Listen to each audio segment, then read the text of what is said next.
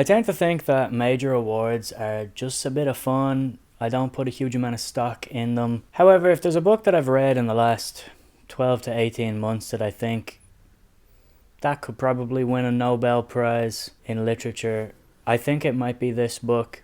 I've read a couple of Nobel Prize winners, and, I see the reasons why. I just think a book like this is important, given the state of the world right now, more so for what it is saying culturally, politically, what it's doing with language, and how it kind of conveys the message that it's trying to convey, and how kind of bluntly and plainly it deals with its subject matter in a way that a lot of discourse around this topic might be muddled and confused and misinformed, biased. This book presents this subject matter in a very almost cold way, very matter of fact, but in that bluntness and the brevity, there is a power in it. And if you were to tell me that this author was going to win a Nobel Prize in literature in the coming years, I would not be shocked. And that is Adania Shibley's Minor Detail. Welcome back to StoryTube.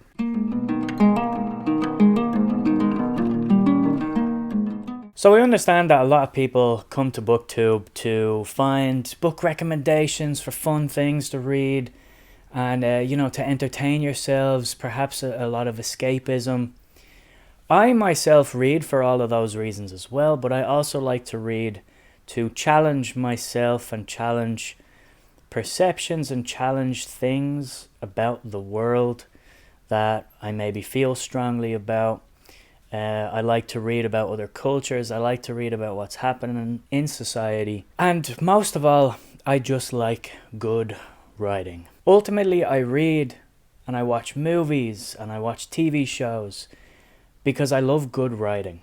And I love how good writing has the power to affect you emotionally, spiritually, how it transports you, how it manages to deal with topics in maybe a flowery way, maybe a very poetic way, but also in very clean, crisp, succinct ways that show a efficiency, effectiveness, and a strength. And I think Minor Detail has all of those qualities. This is not a flowery, prose-filled, pretentious literary work. This is a very simple, succinct, crisp novel of about 112 pages. It's in 2 parts. Each part is around 50 to 60 pages. And it's 2 perspectives. And the first perspective is told in sort of this close third person, following this one nameless character. I'll tell you in a moment what it's about. And we just sort of follow his mundanity of the day-to-day of his scenario, what he's doing. And the second part is in sort of close first person, from a woman's perspective, set much later after the events of part 1. And we follow her kind of in a similar way, just sort of going from place to place, the mundanities of it, but fed by the context of part 1 of the book. So what is the book about? Minor Detail concerns an event known as the Niram Affair, which was in the early days of the Nakba in Palestine.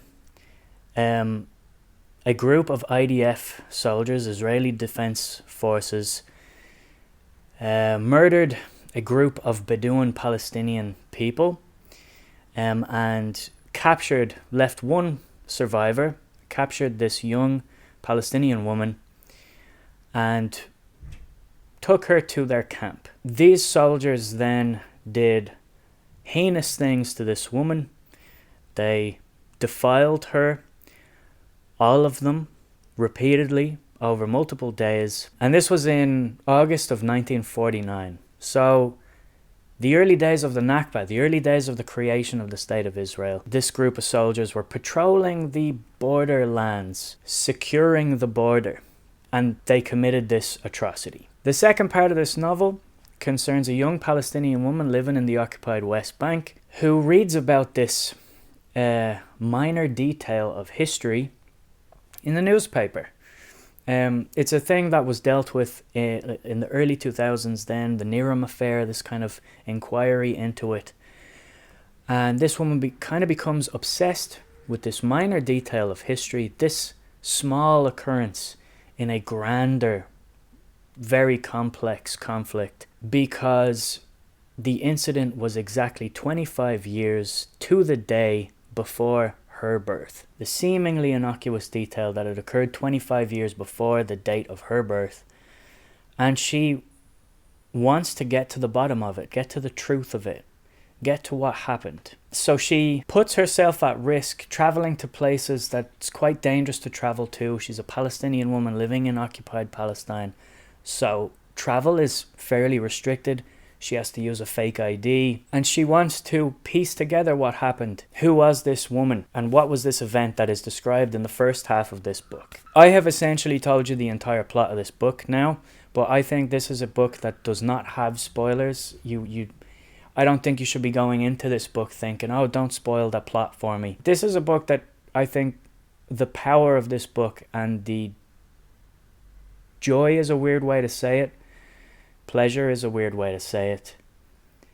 But the impact of reading this book is in the writing. The first part is very cold and mundane and could be said to be boring. However, I found it completely engrossing. Following this nameless soldier as he goes about his patrols with his squad, just doing mundane things. They get up. He washes himself methodically every morning. This is described in detail, every page, at least at the beginning of the first section. And then slowly throughout that first section, that shifts a little bit. Some details are changed. There is an intense focus on the seemingly innocuous details, which obviously, given the title of the book, is something that she's really trying to say here. There is a lot to unpack about the messaging, and I think this is a book that's ripe for multiple reads. There's so much depth hidden in those details and in every sentence. I don't think there's a word out of place in this book. But we follow this soldier in part one, going out on patrol, getting up every morning, washing himself. And after a while, a little bit into the first part, he gets this bite, a spider bite, an insect bite, something like that, that starts to fester.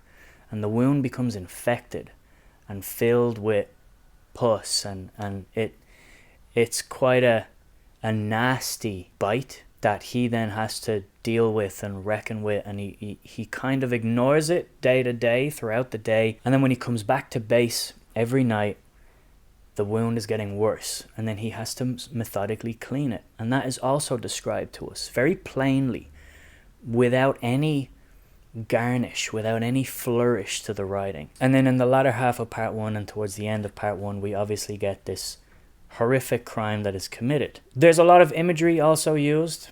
We have a kind of recurring bit of symbolism of a dog barking, and obviously as all of the soldiers do what they do to this woman, you get this barking dog imagery described to you. The event itself isn't described in any sort of graphic detail. It's heavily implied. And then we focus on a dog barking outside. And then when we shift to part two, the book shifts style and it becomes a sort of stream of consciousness, and it's in first person, and it's the woman who's discovered this sort of story, this minor detail of history that she wants to research further. And the writing becomes a little more frantic, but it kind of exactly mirrors the first half. And again, it's strangely compelling.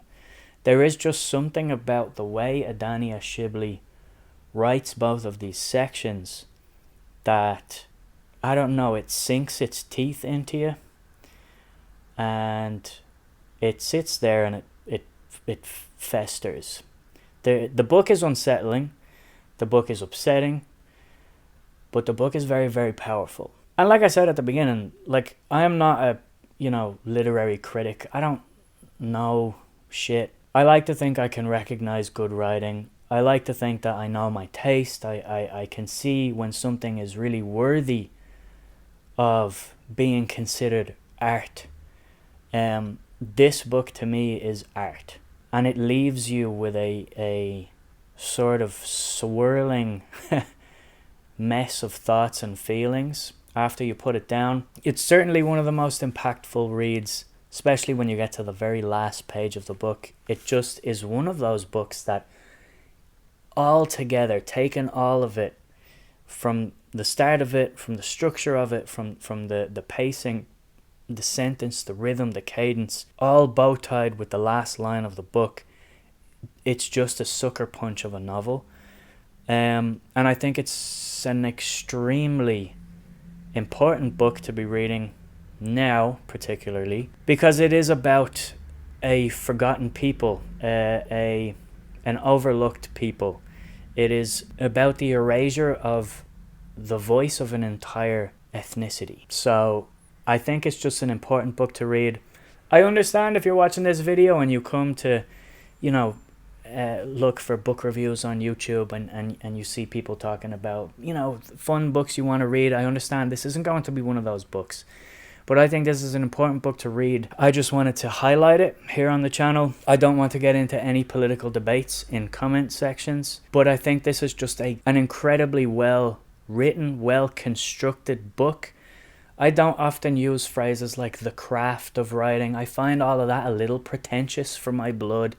But this is a book about the craft of it, but also about the larger cultural context of it.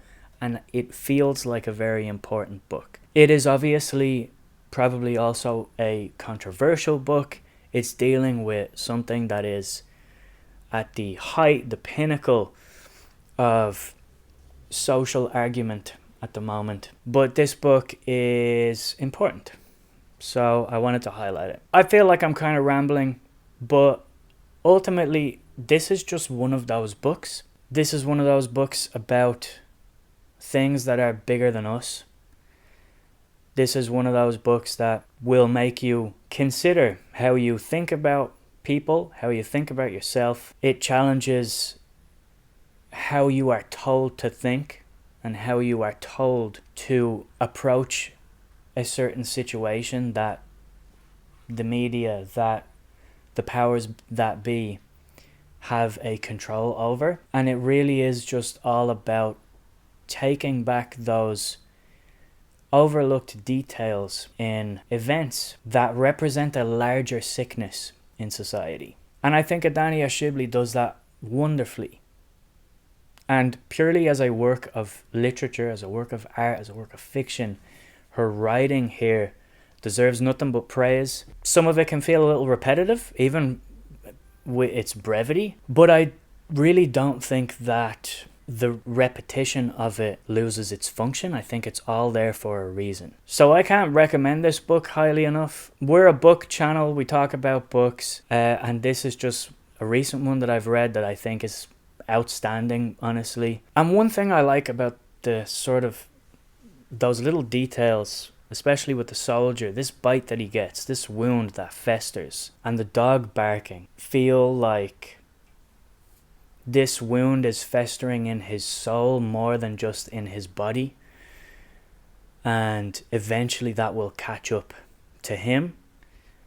And I think the soldier is nameless because this wound and this crime will catch up to society as a whole eventually as well. That's kind of how I interpret that. And this is something that we're going to have to reckon with as a society for decades to come. And I think that's kind of what she's trying to get at here with this. And then with the dog barking, because that happens when the crime is being committed, there's a dehumanizing element there that I haven't quite put my finger on. But the dog also reoccurs and reappears in the second portion of the book, when the woman is traveling to the region where this occurred and isn't really getting a lot of information, and everything seems to be buried. And then towards the end, when things get a little more dangerous for her, the dog reappears and also starts barking. I think Adania Shibli is just trying to highlight the way we dehumanize, and not just how we dehumanize a certain people. It's how we dehumanize also victims of these kinds of atrocities, or how they are dehumanized as they happen. And we stop thinking of them as people with names. I think one character being unnamed in the first part has a different kind of connotation to it than the character being unnamed in the second section. It's all of these bits of parallel and mirroring are kind of part of making a same point but in different ways, which is why I think it's a book that mirrors itself, and it's really well done. It's a geniusly constructed little novel. I don't have much more to say about it. If you've read this book and you also liked it, it also hit you the way it hit me, let me know down in the comments. I really don't want to get into any political debates down in the comments. I just want to highlight this book because I think it's very important for people to read this. If you're in any way interested in literature at all, if you're interested in good writing, and if you want to read a voice that is dealing head on with something that is going on in our world right now, that is a very upsetting thing. If you want escapist fiction and you don't, want to deal with any of this stuff, don't read this book. That's absolutely fine. I just want to put this book out there so anybody who hasn't heard of it might actually pick it up. I am now going to try and search for other videos maybe that exist on YouTube, people who have read this book, to see if they've found any other bits of symbolism or if they have other interpretations for this book. And if you've read it and you think I've missed anything, if you've got any cool interpretations, let me know down in the comments as well. I really want to read what you have to say, and I'd love to chat to you about it. So that's it. This is Minor Detail. Give it a go and do all of that YouTubey stuff that YouTubers tell you to do, and I will see you guys soon. Thanks for watching.